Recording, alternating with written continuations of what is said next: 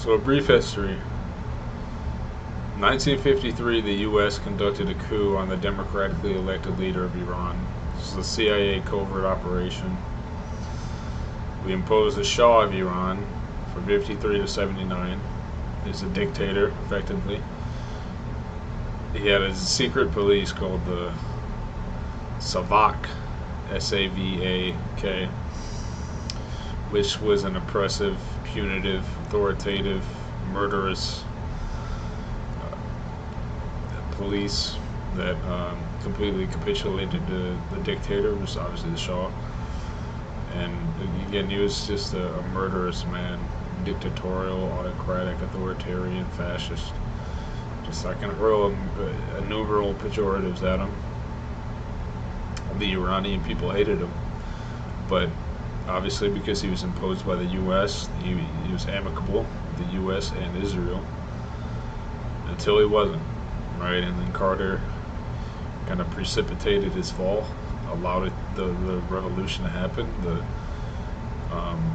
The EU and America allowed the exiled Khomeini, the first Grand Ayatollah of this new Islamic Republic of Iran, to return to Iran to inherit the revolution, right? And then after the revolution took place, so this would have been 79, early 1980, Saddam Hussein, a Sunni, he's an atheist, but his government was a Sunni dictatorial regime in Iraq. They invaded Iran at the behest of the United States, who were arming them militarily, and we aided and abetted their invasion of Iran to combat this new Iranian regime, the mullahs. And we aided Saddam in that. Shortly after, Saddam was bankrupt after that war. Iraq was bankrupt, and so he invades Kuwait to capture their oil supplies, and that was a no-go for the U.S. obviously under Bush Sr. because the major strategic asset of the Middle East to America is obviously oil. We do not want a hegemon in that region to deny us Persian Gulf oil in time of crisis, obviously. But so we go to war with Iraq shortly after they invade Kuwait and cross the border. But really, we went to war with them at the behest of MI6, which is obviously the British intelligence agency, because really it was Britain was concerned about the oil supply in Kuwait. So MI6, CIA, military, we go in. We do not topple his regime. We leave him in power. Obviously angered the Israelis. They're one of the enemies of Saddam in that Iraqi regime. So Iraq then, so fast forward a little bit, in 2003 you have 9/11, an Al-Qaeda based insurgency perpetrated by Osama bin Laden, who's the grand leader of that obviously. So that happens. Now, Israeli intelligence stated that Saddam was not only implicated, but that he had weapons of mass destruction that he would then hand off to Osama bin Laden and Al-Qaeda, which would then be used to perpetrate another 9/11-esque attack on the American homeland. But this was all fabricated intelligence. You know, it was an amalgamation of lies from the neoconservatives and the Bush administration and the Israelis and Mossad. Obviously, the infamous Benjamin Netanyahu appearance in his testimony to a joint session of Congress in 2002 said that there would be enormous positive reverberations on the region if we invaded and toppled Saddam's regime, and it had anything but. It led to a 20-year regime change war in Afghanistan against the Taliban, who were not involved in 9/11. This was Al-Qaeda, right? And funny enough, Iran actually helped us. Well, they offered to help us and normalize diplomatic relations because if you guys don't know, so Sunni and Shia, there's sectarian differences. They have different political and religious aspirations and ideologies.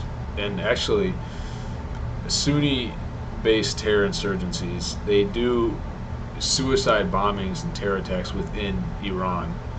So we now had a mutual enemy with Iran, and they offered to assist us in our war on terror in the region. Bush, now this is the second Bush, George W. Bush. He repudiated the mullahs in Iran, put them on the axis of evil along with Saddam's Iraq and North Korea, and then we go to war with Iraq. We invade officially March 19th, 2003, and yeah, that is basically it. I mean, we're there for 20 years. Well, we toppled Saddam very quickly. They were an impotent threat. I mean, we're the military hegemon in the world. They weren't a threat, but really, the quicksand of that war was the Afghanistan, our 20-year regime change battle against the Taliban there. And then also, after, we have to go back a little bit now, after about a fortnight, so about 10 to 14 days after 9/11, General Wesley Clark, who was the Allied commander to NATO under the Clinton administration, he visits the Pentagon, and he visits Donald Rumsfeld, who was the Secretary of Defense, and Deputy Secretary of Defense Paul Wolfowitz, and other generals within the Pentagon. He's shown a memorandum by one of the generals that stated how we, the U.S., are going to take out 7 regimes in 5 years. So it was beginning with Iraq, then in no particular order, it was Iraq, Lebanon, Syria, Somalia, Libya, Sudan, and we were going to finish off with Iran. That was the last war.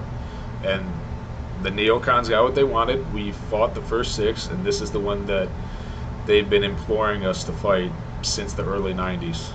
Benjamin Netanyahu, on innumerable occasions, testifies before Congress about how it would be mutually beneficial for the U.S. and Israel if the Iranian mullahs were overthrown.